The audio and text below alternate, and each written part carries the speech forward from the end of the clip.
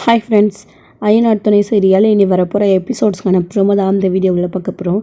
வாங்க ஃப்ரெண்ட்ஸ் பார்க்கலாம். பல்லவன் காலேஜில் ப்ரைஸ் வின் பண்ணதுக்கப்புறமா எல்லாரும் சேர்ந்து வீட்டுக்கு வராங்க. வீட்டுக்கு வந்ததுக்கப்புறமா பல்லவனை பற்றி ரொம்பவே பெருமையாக பேசுகிறாங்க. சேரனும் இப்போ பல்லவன் கிட்டே நல்லா பேச ஆரம்பிச்சிட்டாங்க. இதனால் வீட்டில் எல்லாருமே ரொம்ப ரொம்ப சந்தோஷமாக இருக்காங்க. ஆனால் இன்னொரு சைடு ஒரு நல்ல விஷயம் நடந்தது. ஆனால் இந்த சைடில் சேரனுக்கு ரொம்ப ப்ரெஷர் மேலே ப்ரெஷராக இருக்குது. ஏன் அப்படின்னா அவளுடைய கல்யாண விஷயத்தை பற்றி தான். சந்தாவோடைய வீட்டிலேருந்து அவங்கள வற்புறுத்திக்கிட்டே இருக்காங்க அப்படின்னு மாற்றி மாற்றி சந்தா அழுதுகிட்டே இருக்காங்க. அதனால் அனுஷ் மட்டும் இல்லாமல் சந்தா ரெண்டு பேருமே கால் பண்ணுற நிலைமைக்கு இருந்துகிட்டே இருக்காங்க. அடிக்கடிக்க சேரன் கிச்சனில் சமைக்கும் போதோ இல்லை சாப்பிட்டுட்டு இருக்கும்போது ஃபோன் வந்தால் எடுத்துகிட்டு போய் ரகசியமாக பேசுகிறது. இது எல்லாத்தையும் வச்சு பார்க்கும்போது வீட்டில் இருக்கிற அத்தனை பேருக்குமே டவுட் வந்துடுது. இந்த மாதிரியெல்லாம் அண்ணன் நடந்துக்க மாட்டார், என்ன புதுசாக இருக்குது. சந்தாவே இருந்தால் கூட கிச்சன்லேயே நின்று பேசிட்டு வந்துடுவார். ஆனால் இப்போது கொல்லப்புறத்து வரைக்கும் போயிட்டு பேசிட்டு வராரு. அதுவும் ஃபோன் வந்தாவே இவர் நார்மலாக இல்லை. சந்தா கிட்டேருந்து ஃபோன் வந்தால் சந்தோஷம் தானே படணும். ஆனால் இவர் ரொம்ப பதற்றமாகிறாரு. என்னவா இருக்கும்னு சொல்லிட்டு எல்லாருக்கும் டவுட் வர ஆரம்பிச்சிடுது. நம்ம நேராக பேசாமல் சந்தா வீட்டில் போய் கேட்டுடலாமா அப்படின்னு முதல்ல சோழன் யோசிக்கிறாங்க. என்ன நடக்குதுன்னு தெரியாமல் நாம் எப்படி சோழன் போய் ஏதாச்சும் பேச முடியும். அண்ணன் வரட்டும், அண்ணன்கிட்ட கேட்டு பார்க்கலாம் அப்படின்னு சொல்லிட்டு இங்கே நிலாவும் சோழனும் பேசிகிட்டு இருக்கும்போது கொஞ்ச நேரத்துலேயே ஃபோன் பேசிட்டு சேரனும் வராரு. உட்காந்து சாப்பிடலான்னு சொல்லிட்டு உட்காரும்போது நம்ம சோழன் கேட்குறாங்க, அண்ணன் என்ன பிரச்சனை அப்படின்னு கேட்குறாங்க. என்னடா என்ன பிரச்சனை, அதெல்லாம் ஒன்றும் இல்லையே அப்படின்னு. இல்லைண்ணே, சந்தா ஃபோன் பண்ணால் நீ சந்தோஷம் தானே படணும், ஏன் இப்படி பயந்துட்டு ஃபோன் எடுத்துகிட்டு ஓடுற, என்னாச்சு, டென்ஷனாக இருக்க, ஃபோன் வந்தாவே ரொம்ப பதற்றமாகிற, அதான் நான் கேட்டேன் அப்படின்னும். அதெல்லாம் ஒன்றும் இல்லைடா சோழா, நீ சாப்பிடு அப்படின்னு சொல்லிட்டு சமாளிச்சிடுறாங்க. மறுநாள் காலையிலையும் அதே மாதிரி தான் வழக்கம் போல். சமைச்சிட்டு இருக்கும்போது இப்படி தான் ஃபோன் வந்த உடனே டென்ஷன் ஆகிட்டு பின்னாடி சைடு எடுத்துகிட்டு போகிறாரு. இன்னொரு சைடு சாதம் பொங்கி வர்றதை கூட கவனிக்காமல் எதையோ பற்றி யோசிச்சுட்டு இருக்காங்க. இதை பாண்டி பார்த்துட்டு என்னென்ன ஆச்சுன்னு கேட்குறாங்க. இந்த மாதிரி நிறைய விஷயங்கள், சின்ன சின்ன தடுமாற்றங்கள் நம்ம சேரன்கிட்டே இருந்துக்கிட்டே இருக்குது. இதெல்லாம் பார்த்ததுக்கப்புறமும் அவங்களால அமைதியாக இருக்க முடியல. இல்லைங்க, நீங்கள் கிளம்புங்க, நம்ம சந்தா வீட்டுக்கு போயிட்டு வந்துடலாம் அப்படின்னு நிலா சோழன் ரெண்டு பேருமே அவங்களோட வீட்டுக்கு போகிறாங்க. அங்கே போனதுக்கப்புறமா தான் தெரியுது சந்தா ரொம்ப ரொம்ப ஃபீலிங்காக சேடாக அழுதுட்டு இருக்காங்க அப்படின்னு. அப்போ தான் போயிட்டு என்னாச்சு ஏதாச்சுன்னு சொல்லிட்டு கேட்குறாங்க இவங்க ரெண்டு பேருமே. அப்போது அவங்க சொல்கிறாங்க, வீட்டிலேருந்து இந்த மாதிரி அடிக்கடிக்க திரும்பவும் கால் பண்ணி மிரட்டிக்கிட்டே இருக்காங்க. இன்னும் ஒரு வாரத்தில் திரும்பி வரல அப்படின்னா அதுக்கப்புறம் பெரிய பிரச்சனையாக போய் முடிஞ்சிடும். வீடு இங்கே சென்னையில் எங்கே இருந்தாலும் தேடி கண்டுபிடிச்சி தூக்கிட்டு போகாமல் விட மாட்டேன் அப்படின்னு சொல்கிறாங்க. எனக்கு ரொம்ப பயமாக இருக்குது. என் அப்பா அம்மாவும் நான் வரல அப்படின்னா செத்து போயிடுவேன் அப்படின்னு சொல்லி என்னை பிளாக்மெயில் பண்ணி மிரட்டுறாங்க. எனக்கு என்ன பண்ணுறதுனே தெரியல அப்படின்னு சந்தா சொல்லவும், இதை கேட்டதுக்கப்புறம் அவங்களுக்கு ரொம்ப ரொம்ப பதற்றமாக இருக்குது. இந்த விஷயத்தை பற்றி தான் நீங்கள் அண்ணனுக்கு கால் பண்ணி சொன்னீங்களா அப்படின்னு சொல்லிட்டு சோழன் கேட்குறாரு. ஆமாம், அவருக்கு தான் சொன்னேன், அவர் எந்த முடிவுமே சொல்லவே மாட்டேன்றாரு. அவர் தான் கொஞ்ச நாள் டைம் கொடுங்கன்னு கேட்டாங்க, நீங்கள் பேசிட்டு போனதுக்கு அப்புறம் அப்படின்னு சொல்லிட்டு அவங்க எல்லா விஷயத்தையுமே சொல்லிடுறாங்க. என்ன சோழன், இது அண்ணன் இவங்ககிட்ட கல்யாணத்தை தள்ளி வைக்க சொல்லி கேட்டுட்டு போயிருக்கு. நம்ம பேசிட்டு போனதுக்கு அப்புறமும் நம்மக்கிட்டேயும் சொல்லிச்சு கல்யாணம் இப்போதைக்கு வேண்டான்னு. ஆனால் இவங்க வீட்லேயும் பேசியிருக்காரு, என்ன காரணமாக இருக்கும் அப்படின்னு சொல்லிட்டு கேட்குறாங்க. உங்களுக்கு ஏதாச்சும் தெரியுமா, ஏன் அண்ணன் இப்போதைக்கு கல்யாணம் வேண்டான்னு சொல்லுது அப்படின்னு சொல்லிட்டு கேட்கும்போது அவங்க ரெண்டு பேரும் ரொம்ப ரொம்ப அதிர்ச்சி ஆகுறாங்க. சந்தா சொன்ன விஷயத்தை கேட்டு. ஏன் அப்படின்னா, நீங்கள் ரெண்டு பேரும் ஒன்று சேரணும், நீங்கள் தான் பிரச்சனையாக இருக்கீங்க அப்படின்னு சொன்ன உடனே நம்ம நிலாவுக்கு ரொம்ப அதிர்ச்சி ஆகிடுது. என்ன சந்தா சொல்கிறீங்க அப்படின்னு ரொம்ப அழுகவும் ஆரம்பிச்சிடுறாங்க நம்ம சந்தாவுமே இருந்துக்கிட்டு. கொஞ்ச நேரத்தில் அவரோட அண்ணன் வெளியில் போயிட்டு இருந்தவர் அனீஷ் வராரு. அனீஷ் வந்த உடனே சந்தா இந்த விஷயத்தை பற்றியெல்லாம் சொல்லிட்டு இருக்கும்போது, சந்தா உனக்கு அறிவு இல்லையா, என்ன பேசிகிட்டு இருக்க நீ, இதெல்லாமா போய் அவங்கக்கிட்ட சொல்லிட்டு இருப்ப, வேண்டா அப்படின்னு சொல்லி தடுத்துடுறாங்க. இல்லை, அவங்க ஏதோ சொல்ல வராங்க, நீங்கள் தடுக்கிறீங்க, அவங்க கல்யாணத்துக்கு நான் தான் தடியாக இருக்கேன், அதுவும் நாங்கள் ரெண்டு பேரும் தான் அப்படின்னு ஏதோ சொல்ல வந்தாங்க. என்னாச்சு, சேரண்ணா ஏதாச்சும் உங்ககிட்ட சொல்லிச்சா, ஏதாச்சும் பிரச்சனையா, தயவு செஞ்சு சொல்லுங்கள். அண்ணா அவங்க தவிக்கிற தவிப்பு எங்களால் பார்க்க முடியல, இங்கே சந்தாவும் அழுதுட்டு இருக்காங்க, என்ன விஷயம்.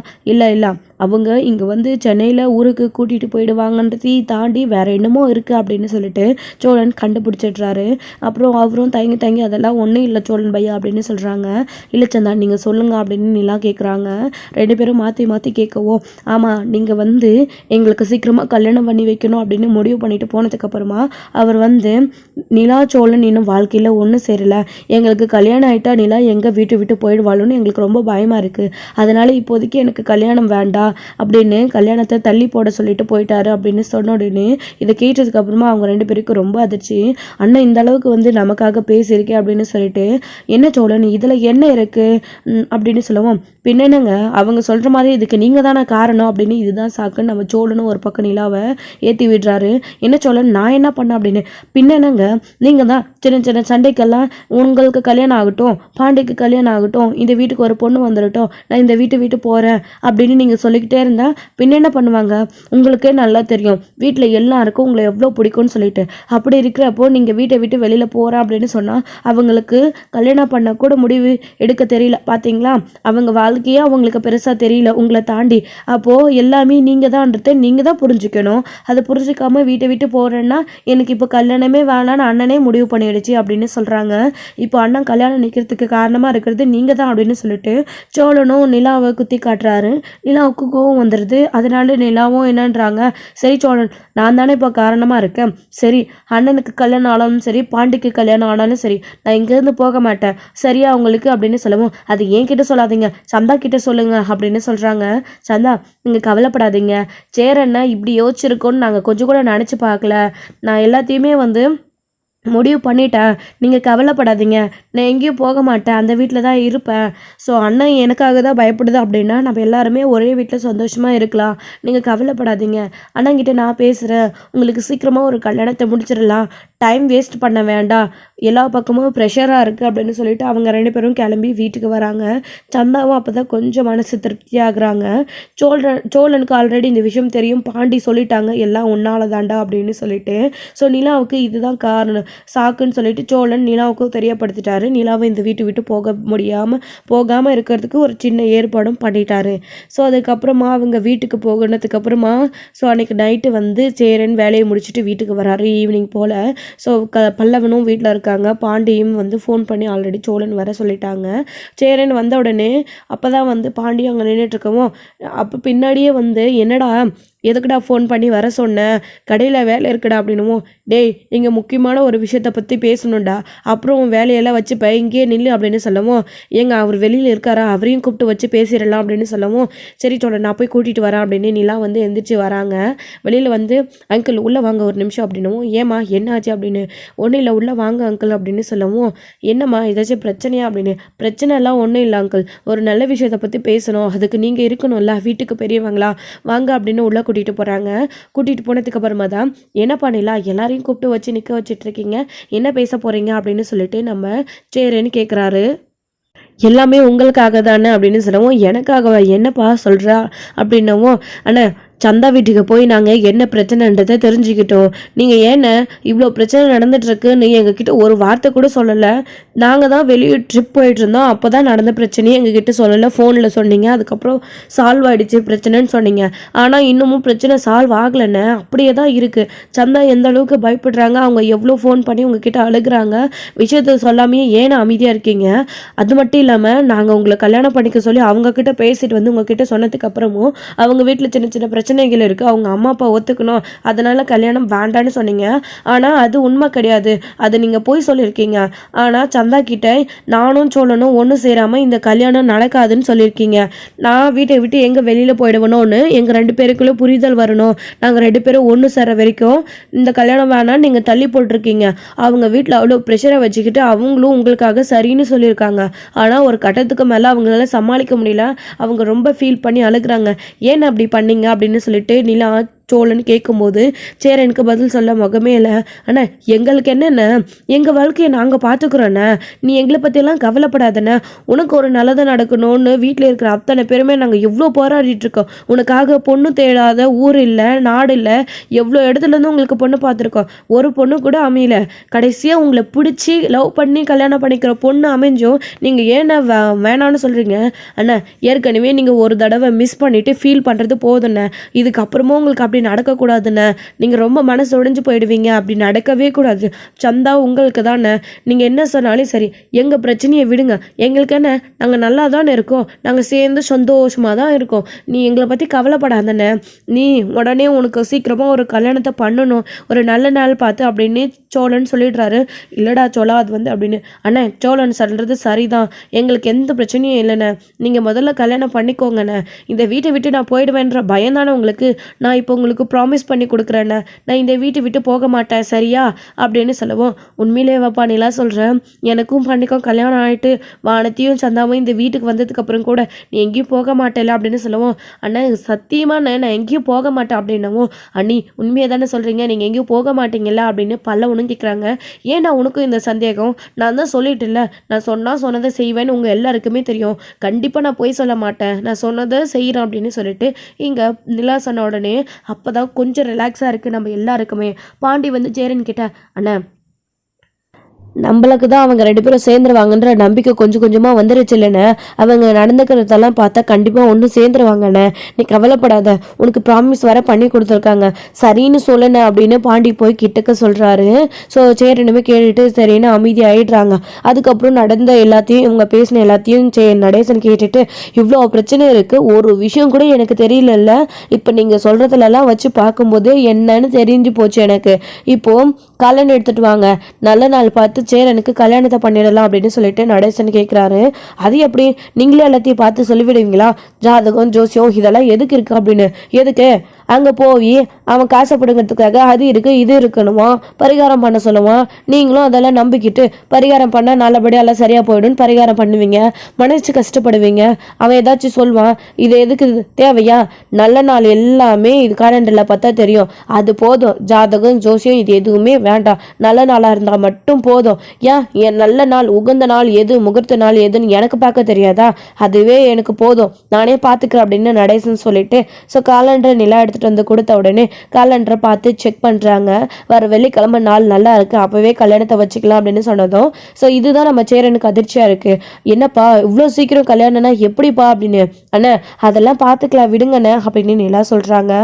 சோழன் பாண்டி எல்லாருமே ஆமாம் பார்த்துக்கலாம் விடுங்கண்ணா அப்படின்னு, இல்லை இவ்வளோ அவசரமாவா அப்படின்னு சொல்கிறாங்க. இல்லை அப்போது நான் வெள்ளிக்கிழமை அண்ணனுக்கு கல்யாணம், நாளைக்கே கோயிலில் போய் பார்த்து எல்லா விஷயத்தையும் பேசி முடிச்சிடலாம் அப்படின்னு சோழன் சொல்கிறாங்க. அவ்வளோதான் மேட்ரு முடிஞ்சு போச்சு அப்படின்னு சொல்லவும், அது எப்படி அண்ணனுக்கு கல்யாணம் பண்ண போகிறோம், இப்படி அவசரமாக கோயிலை சிம்பிளாக பண்ண முடியும் அப்படின்னு சொல்லிட்டு பாண்டியன் கேட்கவும், பின்ன வேற எப்படிடா பண்ணணும் அப்படின்னு கேட்குறாங்க. அண்ணனுடைய கல்யாணம் ரொம்ப நாளுக்கு அப்புறம் எத்தனையோ வரன் தள்ளி போய் அண்ணனுக்கு கல்யாணம் நடக்க போது, நல்லா பெருசாக செய்ய வேண்டாமா, மண்டபம் புக் பண்ணி சாப்பாடு போட்டு பத்திரிக்கை அடித்து ஊரெல்லாம் கூப்பிட்டு அண்ணனுக்கு கல்யாணம் பண்ண வேண்டாமா, 4 நட்சத்திரம் இதெல்லாம் தான் பார்க்கல, ஆனால் வந்து ஜோசியம் ஜாதகம் பார்க்காததுக்கு அதை தாண்டி இப்போது அண்ணனுக்கு கல்யாணம் பண்ணணும்ல பெருசாக அப்படின்னு பாண்டி சொல்லவும், அப்போது நம்ம வீட்டில் எல்லாருமே யோசிச்சு பார்க்குறாங்க. யோசிச்சு பார்த்ததுக்கப்புறமா சரி கல்யாணத்துக்கு எவ்வளோ செலவாகும் தெரியுமா, அவ்வளோ பணத்துக்கு எங்கடா போவோம் அப்படின்னு சொல்லவும், எவ்வளோங்க செலவாகும் அப்படின்னு சோழன் கேட்கும்போது, பல்லவா ஒரு பேப்பர் பேனை எடுத்துகிட்டு வாடா அப்படின்னு சொல்லிட்டு பேப்பர் பேனை எடுத்துகிட்டு வராங்க.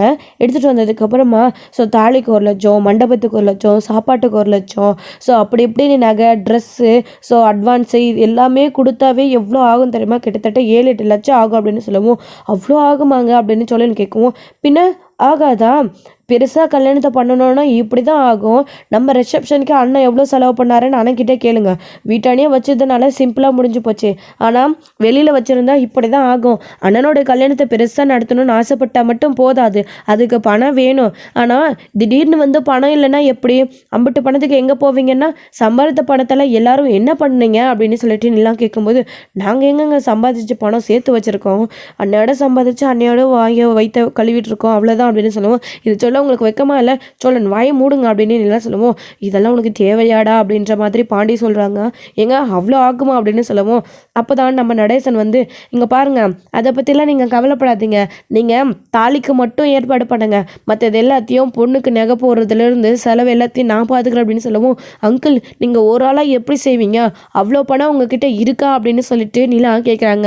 அதுக்கு தானே நான் கோயிலில் சிம்பிளாக வச்சுக்கலான்னு சொன்னேன், ஆனால் நீங்கள் தான் கேட்கல, அண்ணனோட கல்யாணத்தை பெருசாக பண்ணணும் பண்ணணும்னு ஆசைப்பட்றீங்க, அப்போது செலவு பண்ணி தானே ஆகணும் அப்படின்னு சொல்லவும், அங்கிள் செலவு பண்ணுறது சரிதான், எல்லாருமே சேர்ந்து செய்யலாமே, நீங்கள் மட்டும் அவ்வளோ பணத்தையும் ரெடி பண்ணுவீங்க, ஆளாளுக்கு பணத்தை சேர்த்தி புரட்டி அண்ணனுடைய கல்யாணத்தை நல்லா நடத்தலாமே அப்படின்னு சொல்லவும், அது எல்லாத்தையும் நான் பார்த்துக்கிறேம்மா நீ விடு அப்படின்னு சொல்லவும், எல்லாத்தையும் நான் பார்த்துக்கிறேன்னு சொல்லிட்டு கடைசியில் சொதப்பி வைக்க மாட்டீங்களே அப்படின்னவோ, டேய் அது உன்னுடைய குணம்டா, நான் அப்படி கிடையாது, எல்லாரையும் உன்ன மாதிரியே நினச்சிட்டாத அப்படின்னு சொல்லிட்டு நடேசன் சொல்கிறாரு.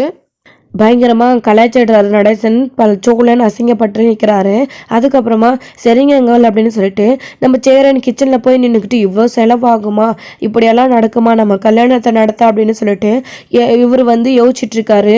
அப்போது அவருமே வந்து இல்லைப்பா நிலா, நான் சொல்கிறேன்ப்பா, வேண்டாம்ப்பா, அவ்வளோ பெருசெல்லாம் கல்யாணம் வேண்டாம், நாம் செய்கிறதே அவசர கல்யாணம், அதுவும் நமக்கு நாள் வெள்ளிக்கிழமைன்னு சொல்கிறீங்க, அதுக்குள்ளே எல்லாத்தையும் ஏற்பாடு பண்ண முடியாதுப்பா, வேண்டாம், கோயிலே கல்யாணத்தை சிம்பிளாக வச்சுக்கலாம் அப்படின்னு நடேசன் அதாவது சேரன் வந்து எல்லாருக்கிட்டேயும் சொல்லவும், என்னங்க அண்ணன் எப்படி சொல்லுதா அப்படின்னு.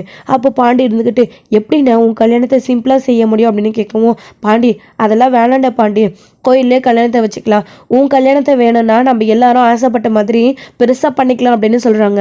அண்ணன் என் கல்யாணத்துக்கு என்னென்ன அவசரம், எனக்கு ஏன்னா பெருசாக பண்ணணும், உனக்கு தானே பெருசாக பண்ணணும், நீ தான் இந்த குடும்பத்துக்காக நிறைய உழைச்சிருக்க, உனக்கு அப்படி பண்ணலைன்னா எப்படி அப்படின்னு பாண்டி கேட்கவும், இல்லை நீங்கள் யார் என்ன சொன்னாலும் எனக்கு இதில் விருப்பம் இல்லை, எனக்கு கல்யாணம் பண்ணி வைக்கிறேன்ற பேரில் நீங்கள் யாரும் கடங்காரன் ஆகக்கூடாது, என் தம்பிங்களோட வாழ்க்கை தான் எனக்கு முக்கியம், நீங்கள் எல்லாரும் சந்தோஷம் படணும், எனக்காக நீங்கள் கஷ்டப்படக்கூடாது, சிம்பிளாகவே கல்யாணத்தை வச்சுக்கலாம். நிலா இங்கே பாருப்பா, பெருசாலாம் செலவு பண்ண வேணாம், அந்த லிஸ்ட்டெல்லாம் கொடுங்க, தூக்கி போடுங்க, வேணாம், பொண்ணுக்கு துணி, எனக்கு துணி, நகை, தாலி இது மட்டும் போதும்ப்பா, பெருசாக அந்த மண்டபம் இதெல்லாம் எதுவும் சாப்பாடு செலவு இதெல்லாம் எதுவும் வேண்டாம்ப்பா, நம்ம வீட்டு ஆளுங்களுக்கு மட்டும் சாப்பாடு அரேஞ்ச் பண்ணிக்கலாம், நெருங்கின சொந்தத்தை மட்டும் கூப்பிட்டுக்கலாம் அப்படின்னு சேரன்னு சொல்லவும், சரி விடு, அவனுக்கே சரின்னு சொல்கிறப்போ நாம் ஏன் யோசிக்க போகிறோம், சரின்னு நடேசனும் சொல்லிடுறாரு. சரிண்ணா அப்படின்னு சொல்லிட்டு எல்லாரும் ஒரு வழியாக சம்மதமும் சொல்லிடுறாங்க. ஸோ இதோட இந்த எபிசோடு வந்து முடிச்சிருக்காங்க. அடுத்தடுத்த எபிசோடில் என்ன நடக்க போகுது அப்படின்றத வெயிட் பண்ணி நெக்ஸ்ட் வீடியோவில் பார்க்கலாம். Friends thank you. இந்த வீடியோ உங்களுக்கு பிடிச்சிருந்தா லைக் பண்ணுங்கள், ஷேர் பண்ணுங்கள், கமெண்ட் பண்ணுங்கள்.